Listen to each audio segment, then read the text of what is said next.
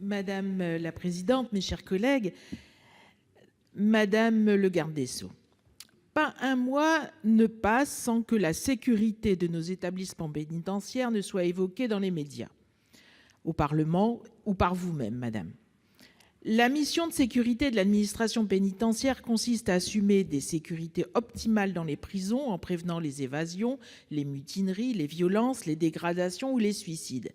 Sa mission est aussi de prévoir la réinsertion des condamnés à leur sortie pour éviter la récidive. Depuis 2015, le contexte terroriste a naturellement accentué cette exigence de sécurité et nous oblige à une vigilance accrue.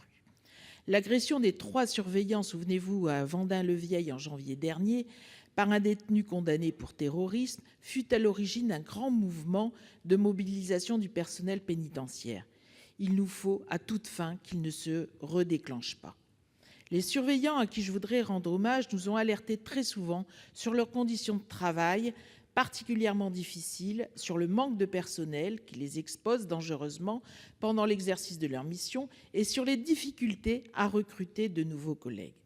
La surpopulation continue à dégrader la vie carcérale et pèse sur les conditions de sécurité de nos établissements pénitentiaires. L'été a été difficile dans de nombreux endroits de France. Il faisait très chaud dans les maisons d'arrêt, au sens propre comme au sens figuré. La semaine dernière, je suis allée visiter la prison de la Santé avec quelques collègues sénateurs. Les syndicats de surveillants nous exposaient à nouveau leur mécontentement et leurs craintes. Le manque de reconnaissance face aux difficultés de leur mission qu'ils exercent, c'est surtout ça qui revient très souvent.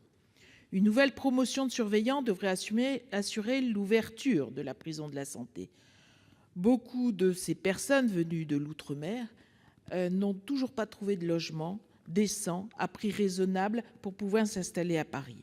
Certains surveillants stagiaires ont trouvé des solutions d'hébergement précaires, notamment dans les foyers de jeunes travailleurs. D'autres sont toujours en cours de recherche. Tous réclament des lieux de détente, de sport, pour évacuer la pression quotidienne et pour s'entraîner physiquement. C'est bien le moins que l'on puisse leur offrir quand on sait la quantité de menaces de représailles qu'ils subissent chaque jour. Le sénateur Grosdidier, lors de nos travaux de la commission d'enquête sur l'état des forces de sécurité intérieure, l'avait souligné dans le rapport que nous avions produit. À chaque visite de maison d'arrêt, Sequedin, Fresnes, etc., nous sentons la tension et les craintes professionnelles peser dans la vie de chacun. Et je voulais vous en faire part, madame. Je sais que vous les connaissez, mais c'est ici au Sénat, nous y prenons particulièrement attention. Contexte terroriste, surpopulation carcérale, mécontentement des surveillants, ces 3 ingrédients forment un cocktail explosif qui ne peut que nuire à la mission de sécurité de l'administration pénitentiaire. Madame le garde des Sceaux, les orientations voulues par votre ministère nous semblent pas suffisamment prendre en compte ces 3 facteurs d'insécurité. Votre ministère va-t-il aller plus loin ? Avez-vous les moyens budgétaires pour garantir la sécurité de nos établissements ? La parole est à Madame Nicole Belloubet, garde des Sceaux, ministre de la Justice.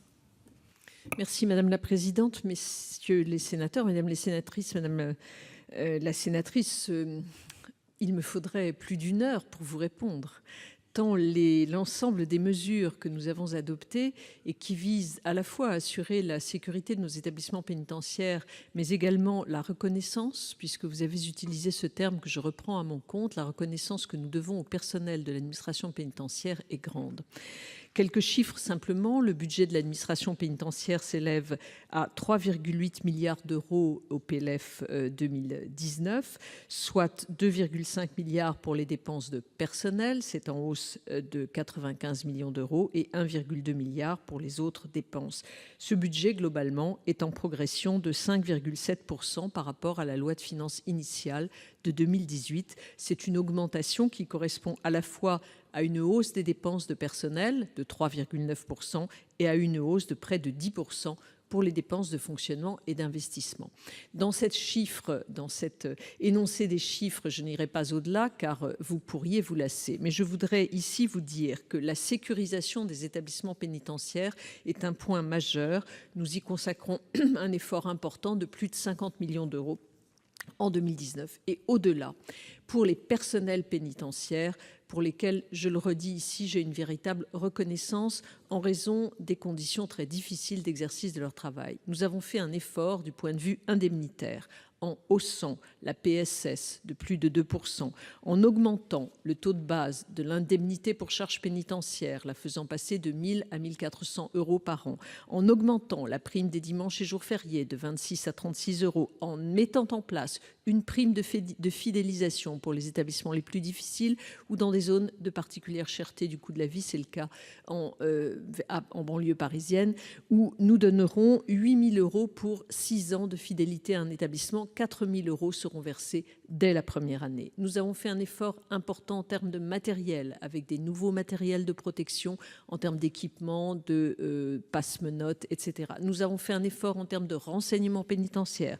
Nous avons fait un effort en termes de régime de détention, avec la mise en place d'un système d'étanchéité pour les détenus les plus dangereux, les détenus terroristes. Et tout cela s'inscrit dans un plan pénitentiaire global qui prévoit à hauteur de plus d'1,7 milliard la construction de 15 000 nouvelles places de prison, dont 7 000 seront livrées en 2022 et 8 000 seront commencées avant 2022. Je crois que c'est cet ensemble de mesures qui nous permet de répondre à l'inquiétude dont vous faisiez état et dont je mesure qu'elle est réelle.